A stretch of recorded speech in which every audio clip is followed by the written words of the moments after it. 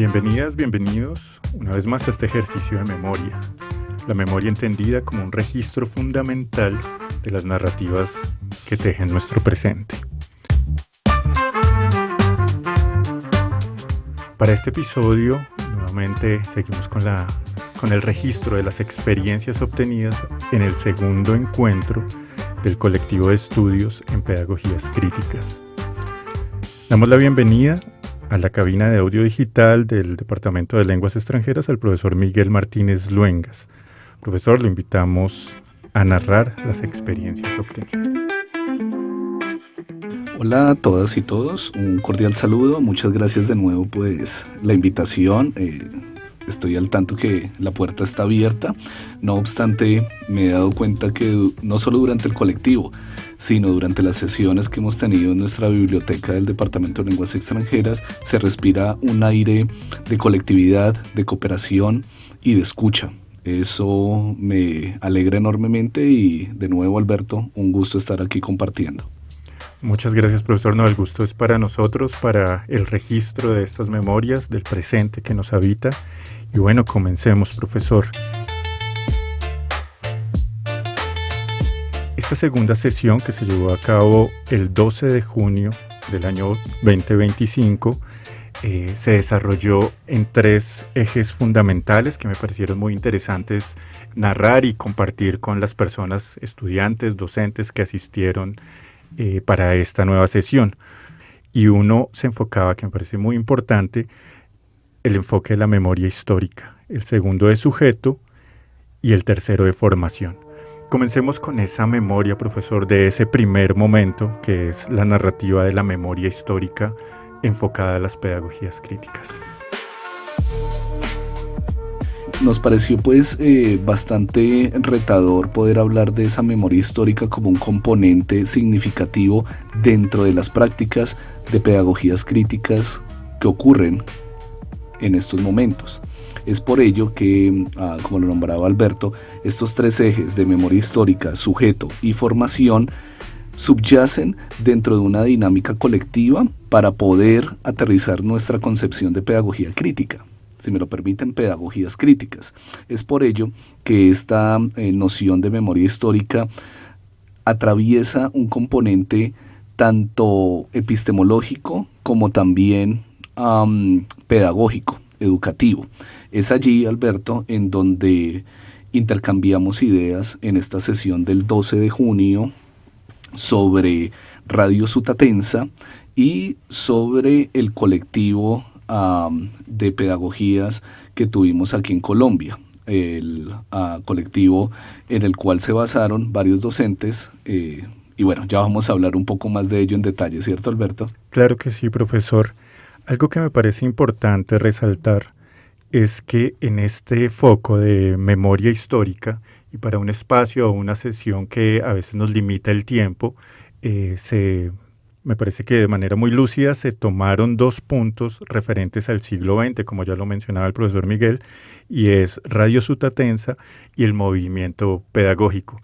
Sin embargo, en el momento de la socialización de las ideas y de los conceptos, también se hizo referente a algunos momentos importantes del siglo XIX. Esto para decir que el registro de memoria histórica en relación con la historia de la pedagogía es bastante amplio y desde luego sería muy ambicioso de nuestra parte desde el punto de vista del colectivo abarcarlo todo. Sin embargo, precisamente esa es la invitación abierta para la participación en el colectivo, para la construcción de ideas, valga la redundancia, colectivas, para poder identificar esos puntos y esos focos que relatan la memoria histórica para el desarrollo en la actividad. Profesor, pero nos gustaría de pronto profundizar un poco para las personas que nos están escuchando sobre Radio Sutatensa.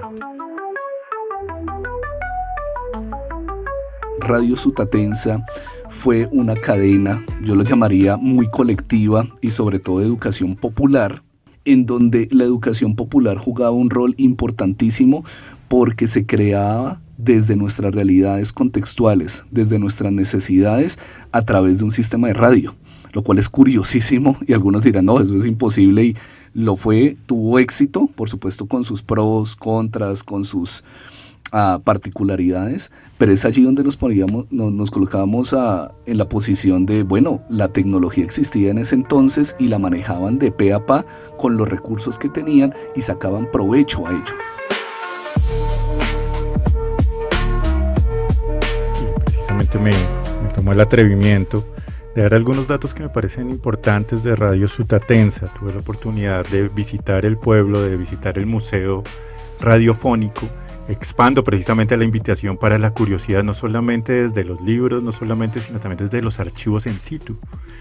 Visitar Sutatensa es una maravilla en ese sentido, porque fue tal el impacto que tuvo Radio Sutatensa que en el año 1955 la UNESCO, junto con una producción francesa, realizaron un documental maravilloso de la época. Ese documental está registrado y lo pueden encontrar en YouTube con el nombre Sutatensa, un mensaje de paz. Vale la pena aclarar que pues, esta fue una radio también que tuvo bastantes tintes conceptuales, por decirlo de alguna manera también ideológicos, teniendo en cuenta que fue fundada por un sacerdote, José Joaquín Salcedo, en 1947. Y esa visión confesional un poco, pero a la vez también partiendo de las teorías de la liberación, generaba una dicotomía dentro de las esferas políticas. Porque por un lado se consideraba la alfabetización como un proceso de izquierda, de generar como algo, por decir de alguna forma, una suerte de relevancia en el pensamiento crítico del campesinado, pero por otro lado también los pensamientos ideológicos de derecha consideraban que era una forma también de adoctrinamiento a los modelos confesionales que los partidos liberales han tratado desde el siglo XIX de criticar fuertemente.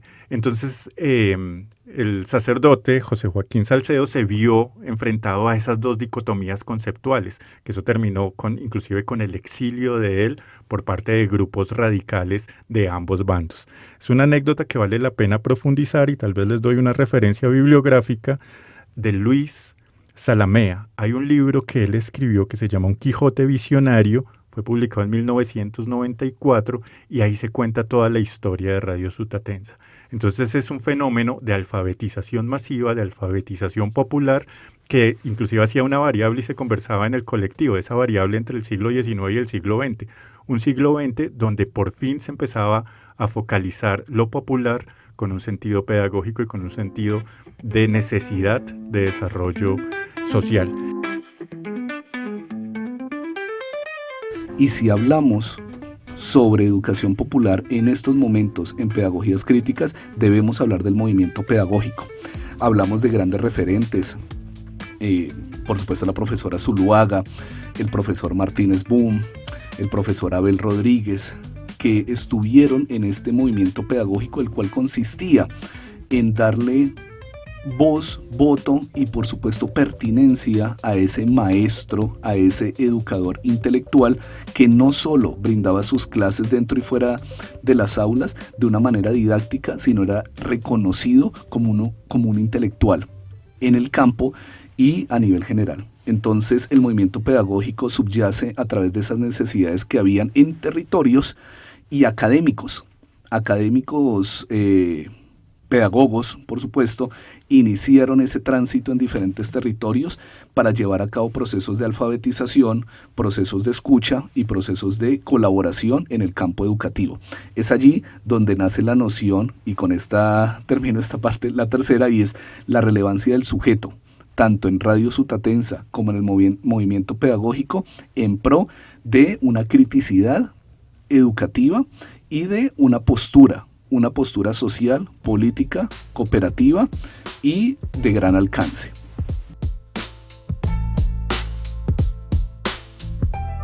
Seguido, como ya lo decía el profesor Miguel, la referencia al movimiento pedagógico y la invitación acá a los recursos bibliográficos de la biblioteca, porque acá tenemos un libro precisamente editado y dirigido como investigadora principal de Olga Lucía Garcés, que se llama La historia de la educación de Bogotá de los siglos XIX y XX. Es una referencia que les va a ilustrar con bastante detalle la historia, que es el foco como fundamental o uno de los objetivos que tenía el colectivo en esta sesión 2.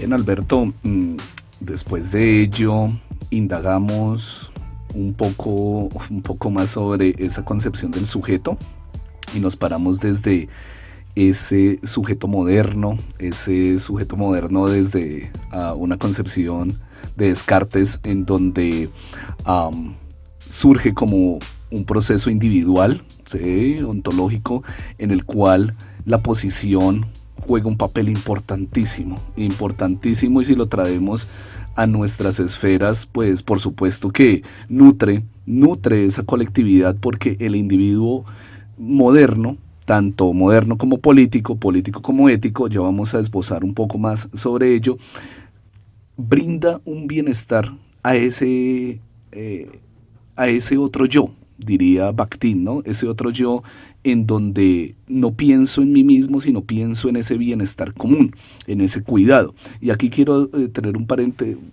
obtener una pequeña relación de memoria que tuve con esa sesión número 2, y es que hay un sentido de cuidado en el colectivo. En este colectivo de pedagogías críticas nos escuchamos, pero aparte relacionamos esas ideas, a pesar que no estemos de acuerdo con algunas de estas, nos podemos cuidar a través de una concepción que es política, de bienestar, de nuevo, de poder pensar en ese otro yo, y es así como el sujeto político y ético, un paréntesis número, no, ya no recuerdo, Alberto, en donde hablábamos de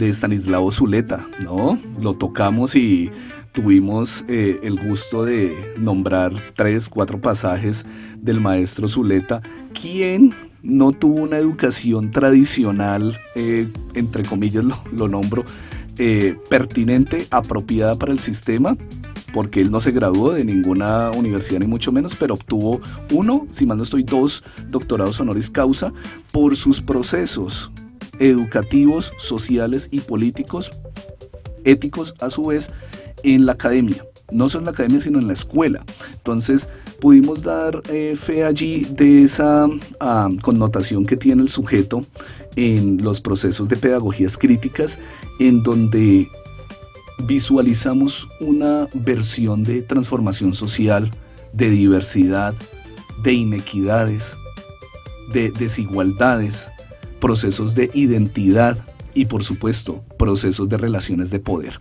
Es allí en donde este colectivo se nutre día a día con estas esferas que brindamos en los espacios.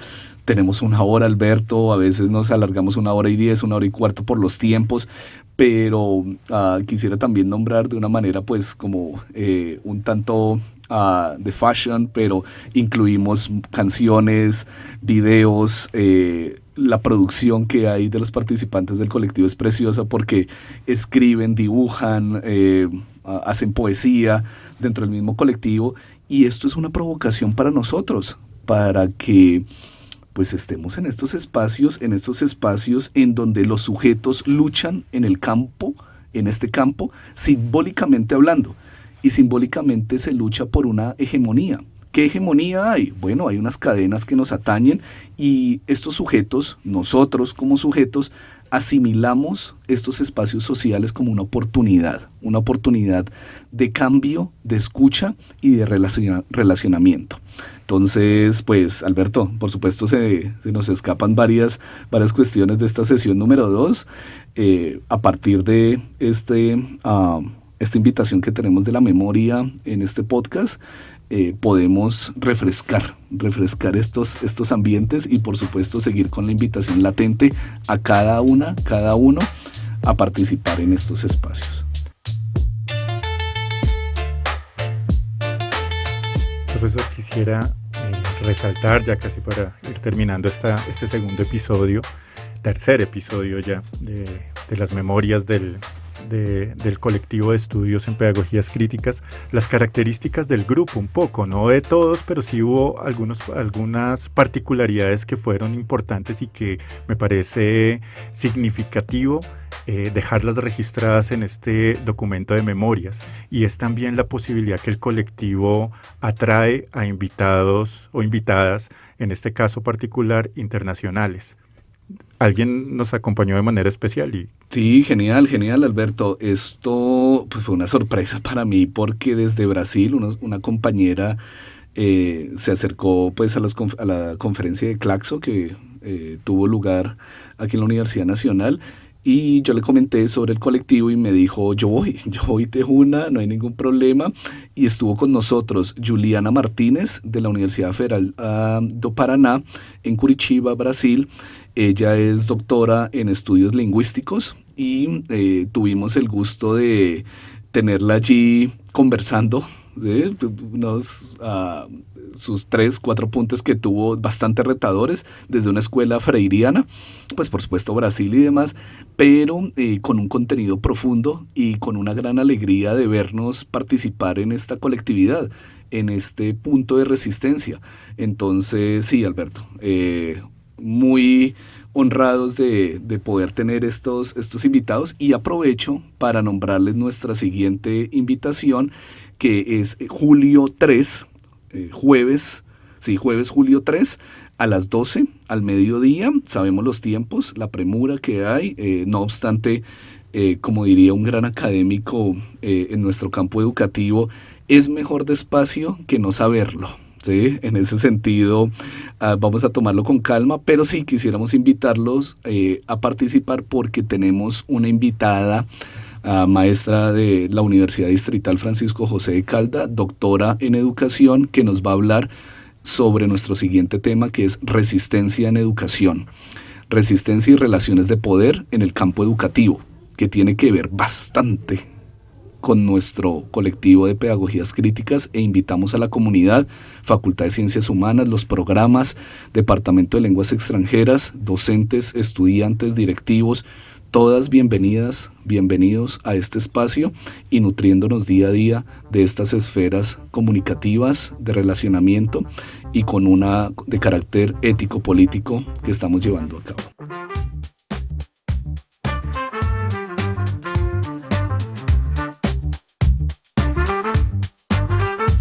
Bueno, pues la invitación es abierta, incluyente, para todos, para todas las personas que quieran acompañarnos en el colectivo de estudios en pedagogías críticas.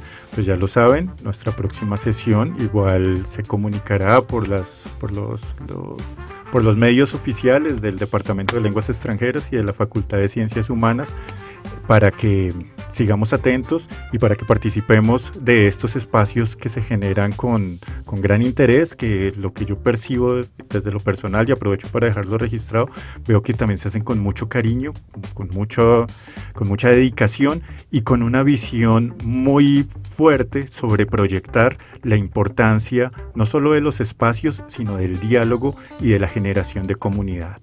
Entonces la invitación queda abierta, y si llegaron hasta acá, mil gracias por escucharnos y por estar atentos a las actividades del colectivo.